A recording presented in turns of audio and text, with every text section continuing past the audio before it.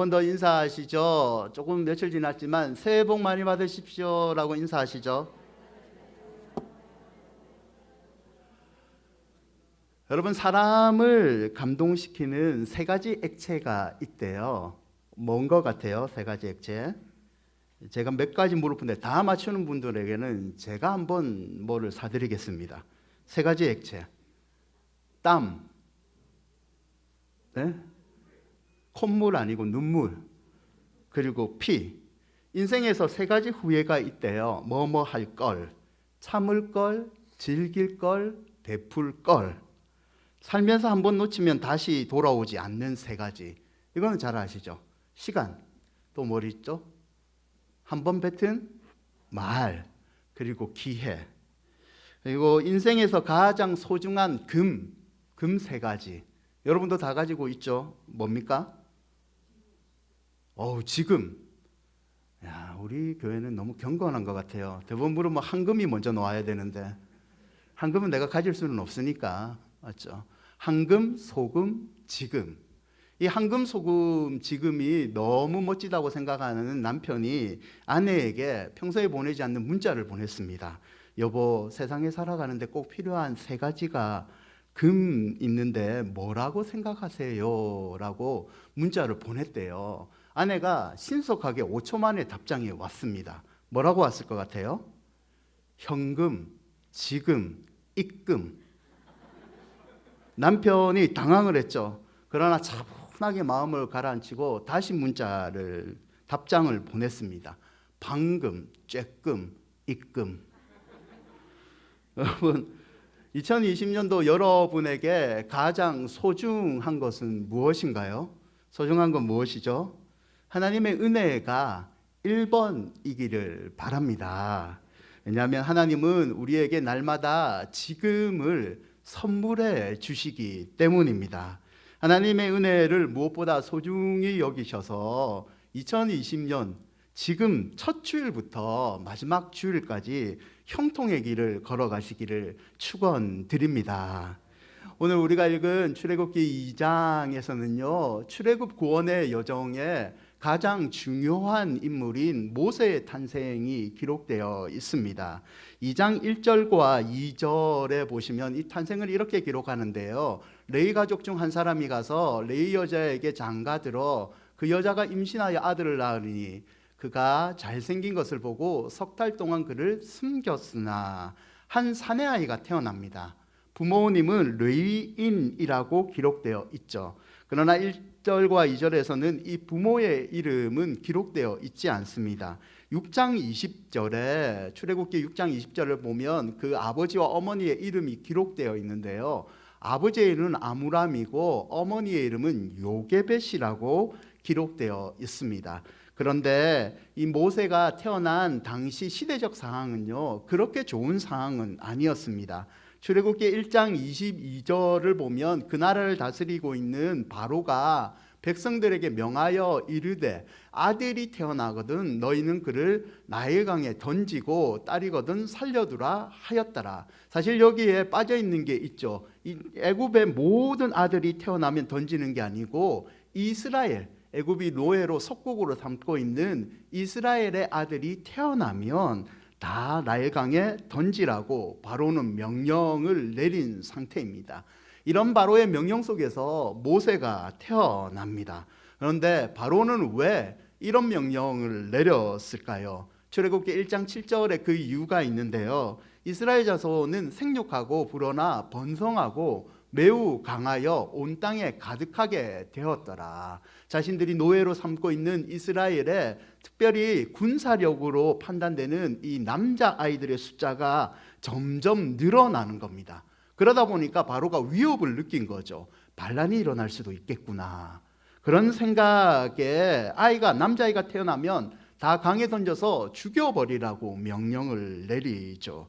여러분, 어느 부모가 자신의 아이를 흔쾌히 죽음인 강으로 던질 수 있겠습니까? 모세의 부모도 마찬가지였습니다. 출애굽기 2장 2절을 보면 그 여자가 임신하여 아들을 낳으니 그가 잘생긴 것을 보고 석 달 동안 그를 숨겼으나 모세의 엄마가 아이를 낳고 석 달 동안 그의 부모가 모세를 숨겼습니다. 그런데 2절을 자세히 보시면 숨긴 이유에 관해서 어떻게 기록이 됐냐면 그가 잘생긴 것을 보고라고 기록되어 있습니다. 아이가 너무나 잘생겨서 숨겼다라고 문자적으로 기록되어 있죠. 여러분, 상식적으로 생각할 때 어느 부모가 자기의 자녀를 잘생겼다고 보지 않겠습니까? 저는 지금도 저희 아들이 세상에서 제일 잘생겼다고 나 혼자만 자부하고 있습니다. 아멘? 네, 감사합니다. 여러분, 다 그런 거예요. 어느 부모가 자기 자녀가 태어났을 때 잘생겼고 예쁘지 않다고 생각을 하겠습니까? 그런데 본문에서 잘생겼다라는 의미는요, 단순히 외모가 잘생겼다, 그 이상의 의미가 있습니다. 이때 잘생겼다에 사용된 단어는요, 창세기 1장에 반복돼서 사용됐던 토부, 좋다라는 단어와 동일한 단어가 사용되고 있습니다. 70인역 성경이라는 것이 있는데요, 이 70인역은 잘생겼다는 말을 하나님 보시기에 아름다운이라고 번역을 합니다. 이 70인 성경을 사도행전의 저자인 누가가 그대로 인용해서 사용을 하는데요, 사도행전 7장 20절을 보면 그때 모세가 태어났는데 하나님 보시기에 아름다운지라 라고 누가는 기록하고 있죠. 히브리서 저자도 동일하게 언급하는데요, 히브리서 11장 23절을 보시면 믿음으로 모세가 났을 때에 그 부모가 아름다운 아이임을 보고라고 기록되고 있죠. 특별히 영어 성경 NIV 성경은요, 히브리서 11장 23절에 이 아름다운 아이를 보통 아이가 아님을 보고로 번역을 하고 있습니다. 결국 단순히 아이의 외모가 아름다워서 부모가 숨긴 것이 아니라 하나님의 계시적인 뜻이 있어서 숨겼다고 보는 것이 더 타당합니다. 여러분, 갓 태어난 모세는요, 하나님 보시기에 아름다웠습니다. 이 말은 모세가 나중에 맡을 역할 때문에 모세와 그의 부모에게 하나님께서 특별한 간섭, 특별한 계획을 갖고 계셨다는 의미이죠. 종교개혁자 칼빈의 해석처럼요, 하나님께서 모세의 부모가 그를 지키려는 마음을, 아름다움을 보고 주셨다는 의미도 담고 있습니다. 결국 모세의 이 출생은요, 출애굽, 건지시는 하나님의 구원의 계획이 시작됐음을 알려주는 출생이라는 거죠. 사랑하는 여러분, 하나님은 우리를 건지시는 분이십니다. 애굽의 핍박 속에서 이스라엘을 출애굽, 애굽으로부터 건지신 것처럼 하나님은 우리를 죄로부터 건지시는 그런 분이십니다. 시편 34편 17절에 이 건진다는 단어가 사용되었는데요, 함께 한번 읽어볼까요? 의인이 부르짖음에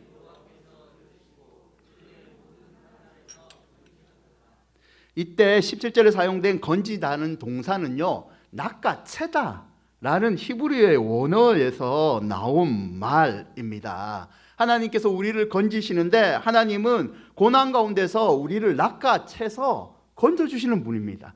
저 가운데 허덕이는 우리를 낚아채서 건져주시는 분이죠. 여러분, 살다 보면요, 우리의 상황이 금방 바뀌지는 않습니다. 바뀌지 않는 경우가 더 많은 것 같아요. 저 같은 경우도 기도를 했어도 주변의 상황이 안 바뀌는 경우가 거의 90%, 바뀌는 경우는 10%밖에 되지 않을 때가 더 많은 것 같습니다. 그리고 회복이라는 것을 내가 참고 참아야 되는 믿음을 하나님께서 나에게 더 많이 요구하실 때가 있는 것 같아요. 그러나 변치 않는 사실인 한 가지는요, 하나님은 이런 바뀌지 않는 상황 가운데서도 우리를 궁핍과 공경에서 결국은 건져내시는 분이라는 사실이죠. 아멘. 디모데후서 4장 18절인데요, 공동번역으로 읽으면 이렇게 기록되어 있어요. 앞으로도 나를 모든 악한 자들에게서 건져내어 구원하소서. 당신의 하늘나라로 인도하여 주실 것입니다. 그분께 영광과 영원 무궁토록 있기를 빕니다. 아멘. 사랑하는 여러분, 2020년 2년 하나님이 모든 악한 것들로부터 여러분을 건져내시기를 바랍니다. 모든 약하고 모든 궁핍한 것에서 하나님께서 여러분을 건져내어 하나님의 나라의 풍성한 은혜로 인도해 주시기를 축원드립니다. 그럼 이 건져내시는 하나님에서 우리가 배울 수 있는 교훈은 무엇일까요? 첫 번째는요, 우리 인생의 성장은 하나님이시다이죠. 출애굽기 2장 3절인데요. 2장 3절을 보시면 더 숨길 수 없게 되매 그를 위하여 갈대 상자를 가져다가 역청과 나무진을 칠하고 아기를 거기 담아 나일 강가 갈대 사이에 두고, 아기를 더 이상 숨길 수 없는 상태가 됩니다. 아이의 목소리가 밖으로 새어나갔는지 어떤 상황인지 정확하게 알 수는 없지만 부모는 아이를 더 이상 숨길 수 없다고 판단하여 강에 던져서 죽일 수는 없기 때문에 아이에게 최소한 살 수 있는 길인 갈대 상자에 아이를 태웁니다. 역청과 나무진을 발라서 물이 스며들지 않고 물에 뜰 수 있는 갈대 상자를 사용을 하죠. 여러분, 여기서 2장 3절을 다시 보시면 우리는 상자라는 단어에 주목을 해야 됩니다. 왜냐하면 이 상자라는 단어가 노아가 지은 방주, 그 방주를 가리킬 때 사용된 단어와 같은 단어가 사용이 되었습니다. 히브리어 테바인데요, 이 히브리어 테바는 구약 성경에서 28번 사용됩니다. 26번이 창세기 6장과 8절에 노아의 방주를 가리킬 때 사용이 되고요, 나머지 2번이 오늘 모세를 담은 상자, 출애굽기 2장 3절과 5절에 사용이 됩니다. 결국 모세를 담은 이 갈대 상자는요, 그냥 갈대 상자가 아니라 그 옛날 홍수에 사람들을 구원하였던 노아의 방주와 같은 역할을 하는 구원의 상자임을 우리는 알 수 있는 거죠. 이 상자는요, 단순히 아기의 목숨을 살리는 상자, 그 이상의 의미를 가지고 있습니다. 그 의미는 뭐냐면 모터 장치가 없는 방주나 이 상자는 오직 하나님의 자비하신 인도와 보호만을 의존해서 생명을 위협하는 물로부터 생명을 구원하는 도구로 사용을 받고 있다는 겁니다. 여러분, 모세의 이 출생의 이야기는요, 우리는 동화나 애니메이션이나 여러 매체를 통해서 이미 알고 있는 떠내려가는 작은 상자 이야기입니다. 갓 태어난 아기를 태운 이 작은 배는요, 결국 창세기의 대형 홍수 속에서 인류를 구원한 구원의 방주를 생각하게 하는 거죠. 창파에 아이를 태운 이 생명의 막연한 상자가 무리를 떠내려갑니다. 이 무리를 떠내려가는 가운데 이스라엘 아이들을 죽음으로 말했던 죽음의 강물이 이 상자를 계속 위협합니다. 그런데 이 상자를 보호하고 있는 분이 한 분 계십니다. 부모가 아니죠. 군사들이 아니죠. 이 상자를 보호하시는 분은 그 옛날 노아의 방주를 통해서 인류를 살리신 하나님이십니다. 사랑하는 여러분, 이 방주와 갈대 상자는요, 방향을 조정하는 키가 없습니다. 방향을 조정하는 키가 없죠. 강 위에 띄워졌고 그냥 강의 방향의 흐름에 따라 흘러가는 것처럼 보이지만 사실은 보이지 않는 하나님께서 이 상자에 선장이 되셔서 이 아기의 안전을 책임지고 있다는 것을 여러분 다시 한번 마음속에 새기시기를 바랍니다.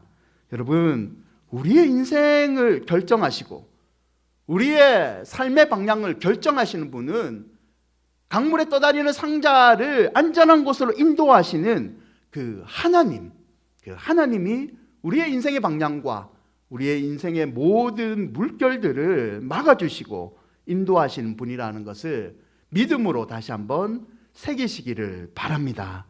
여러분은 왜 모세의 출생 이야기가 출애굽기 제일 먼저 나와 있을까요? 단순히 연대적인 순서에 관해서 넣은 것은 아닙니다. 어떤 신학적인 의미가 있다는 거죠. 죽음에 직면한 하나의 운명은 애굽에서의 이스라엘의 운명을 예표하고 있습니다. 가나안 이 모세가 나일강에서 구출된 사건과 이스라엘이 애굽이라는 고통의 곳에서 구출된 사건이 연결됩니다. 왕의 아들로 입양되는 모세와 하나님의 자녀로 입양되는 이스라엘이 연결되어 있습니다. 압제받는 동포를 구원하는 모세와 이스라엘 민족이 수행할 사명이 연결되어 있습니다. 결국 이 모든 사건들은 이스라엘을 구원하실 분은 하나님뿐임을 분명하게 보여주고 있다는 거죠. 사랑하는 여러분, 누가 여러분의 인생을 인도하고 계십니까? 여러분이 그토록 바라는 축복, 그 축복은 누가 이끌어서 우리에게 가져다 주십니까? 바로 우리가 평생 믿은 하나님이십니다. 하나님이 우리 인생의 주인이라는 거죠. 시편 23편 1절과 3절인데요. 우리 함께 읽을까요? 여호와는 나의 목자시니 내게 부족함이 없으리로다. 그가 나를 푸른 풀밭에 누이시며 실만한 물가로 인도하시는도다. 내 영혼을 소생시키시고 자기 이름을 위하여 의의 길로 인도하시는도다. 아멘. 2020년을 시작하는 2년을 시작하는 첫 주일, 인생의 선장은 오직 하나님뿐이라는 사실을 잊지 마시고 하나님께 모든 것을 맡기는 믿음을 회복하고 다시 한번 결단하시기를 축원드립니다. 두 번째 배울 수 있는 건지시는 하나님의 교훈은요, 하나님은 가장 선한 길로 인도하신다이죠. 출애굽기 2장 4절인데요. 그의 누이가 어떻게 되는지 알려고 멀리 섰더니, 아기를 떠나보낸 다음에 부모는 걱정이 되잖아요. 그래서 누이를 시켜서 네 동생이 어디로 떠나가는지, 빠져 죽는지 살는지 한번 살펴보라라고 얘기를 합니다. 누이가 떠내려가는 강물 속의 상자를 계속 살펴보고 있습니다. 여러분, 누이는 살펴볼 뿐입니다. 도울 방법이 없습니다. 상자의 동생이 떠내려가는 게 안타깝지만 그 상자의 동생을 도와줄 방법은 누이는 없습니다. 다만 살펴볼 뿐이죠. 창세기 8장 8절을 보시면 이런 기록이 있어요. 그가 또 비둘기를 내놓아 지면에서 물이 줄어들었는지를 알고자 하며, 그는 노아예요. 홍수가 어느 정도 끝난 것 같은데 이제 방주를 멈춰야 될지 우리 가족이 나가야 될지 노아는 결정을 하지 못합니다. 노아는 다만 주의 깊게 살펴볼 뿐이죠. 여러분, 왜 이렇습니까? 노아는 자기의 생명의 결정권이 없는 겁니다. 결정적인 지혜를 자기는 가질 수 없기 때문입니다. 왜냐하면 하나님만이 생명의 주인이기 때문이고, 하나님만이 이 아이의 생명이 살지 안 살지 알 수 있기 때문이죠. 여러분, 하나님이 이끌어 가신 우리 인생도요, 마치 갈대 상자와 방주와 같습니다. 우리는 배의 키를 쥐고 있지 않습니다. 오직 인생의 방향과 속도는 하나님만이 결정하시고 하나님만이 선장이라는 거죠. 여러분, 사람이 선장이 되면요, 대부분의 그 선장이 되는 사람의 인생은요, 수많은 죄악의 파도에 자초되고 휩쓸리기 어려움을 겪게 됩니다. 그러나 하나님이 선장이 되시면요, 그 하나님이 이끄는 배는요, 반드시 선한 항구로 도착할 수밖에 없다는 거죠. 출애굽기 2장 5절을 보실래요? 바로의 딸이 목욕하러 나일강에 내려오고 시녀들은 나일 강가에 거닐 때에 그가 갈대 사이에 상자를 보고 시녀를 보내어 가져다가, 선장이 되신 하나님께서요, 이 갈대 상자를 어떻게 이끄시냐면 목욕하러 나온 바로의 딸로 하여금 건지게 만듭니다. 7절과 9절을 계속 보시면 젖을 뗀 후에 바로의 궁으로 데리고 들어가기 전까지 아이의 친엄마가 유모가 돼서 직접 수유할 수 있도록 하나님께서 선한 길로 이끌어 주십니다. 여러분, 갈대 상자를 이끄시는 하나님은요, 결국 모세를 왕자로 만들고 어려서 엄마가 직접 수유를 하고 하나님의 신앙을 가르칠 수 있는 가장 좋은 믿음의 환경으로 모세를 이끌어 주셨습니다.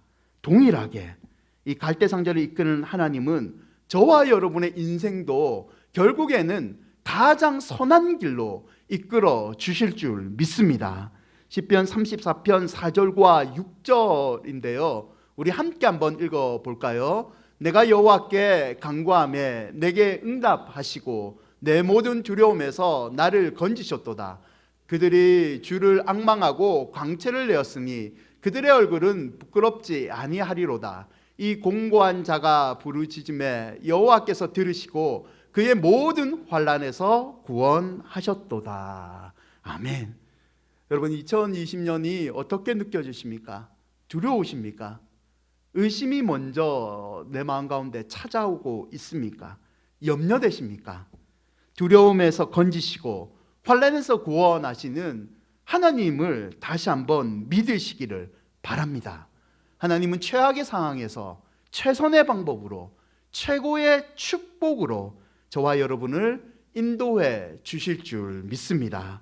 출애굽기 2장 10절, 그 아이가 자라매 바로의 딸에게로 데려가니 그가 그의 아들의 되니라. 그가 그의 이름을 모세라 하여 이르되 이는 내가 그를 물에서 건져내었음이라 하였더라. 바로의 딸은 아이의 이름을 붙이는데 모세, 물에서 건져내었다라는 이름을 붙이죠. 여러분, 나일강에서 건져내음을 받은 아이의 이름이 모세로 지어진 것도요, 하나님의 깊은 섭리를 담고 있는 이름입니다. 죽음으로부터 건져낸 모세는요, 앞으로 동족 이스라엘을 건져낼 사명을 가지게 되었습니다. 우리 또한 모세처럼 물에서, 죽음과 같은 이 강물에서 건져내는 은혜를 누리게 될 줄 믿습니다. 사랑하는 여러분, 최악의 상황에서 우리를 건져내시는 하나님, 최고의 길로 인도하시는 그 하나님을 신년 첫 주일 다시 한번 마음속에 미리 감사하시는 믿음을 소유하시기를 축원드립니다. 그러면 이 건지시는 하나님을 만나는 방법은 무엇일까요? 첫째는 하나님을 신뢰하라입니다. 잠언 3장 5절인데요. 함께 읽을까요? 너는 마음을 다하여 여호와를 신뢰하고 내 명철을 의지하지 말라. 여기 사용된 신뢰라는 단어는 어떤 대상에 전적으로 몸을 기대어 의지한다라는 의미를 담고 있습니다.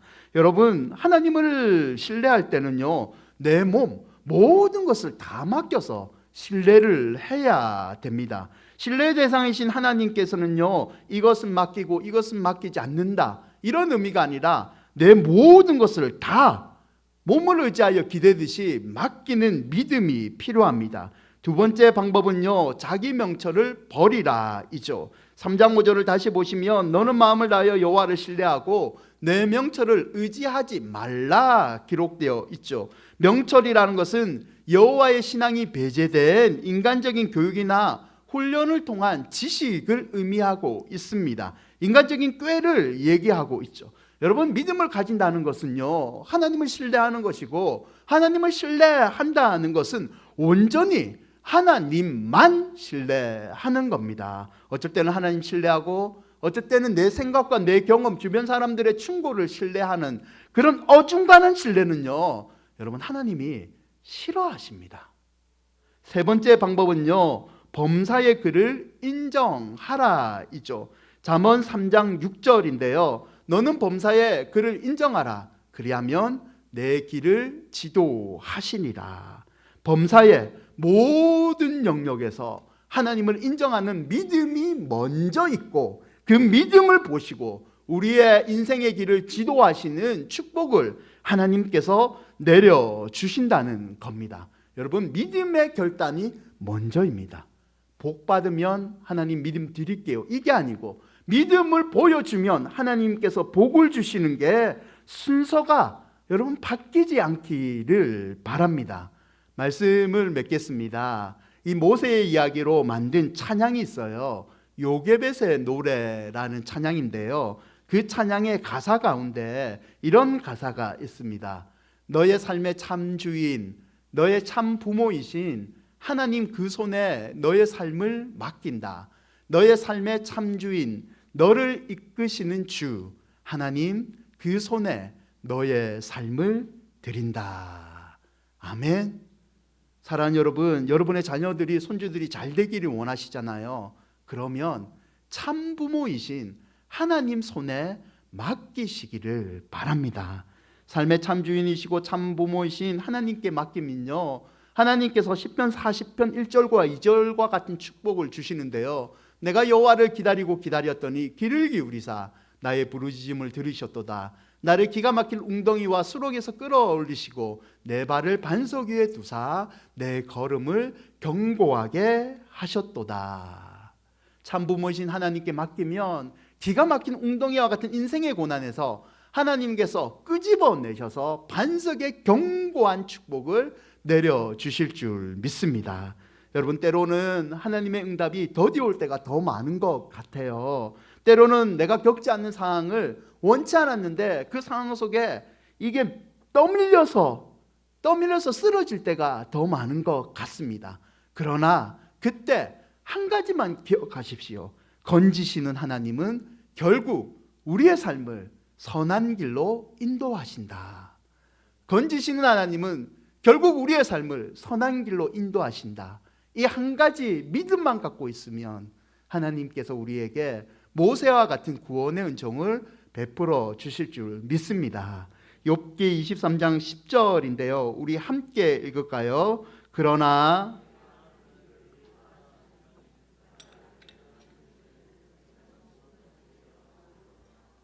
아멘.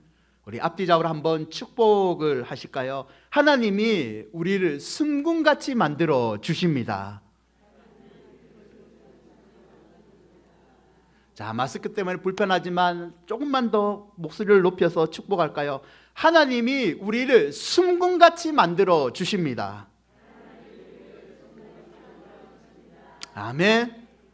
인생의 선장이신 건지시는 선하신 하나님의 인도로 승군 같은 한 해를 보내시기를 주님의 이름으로 축원드립니다.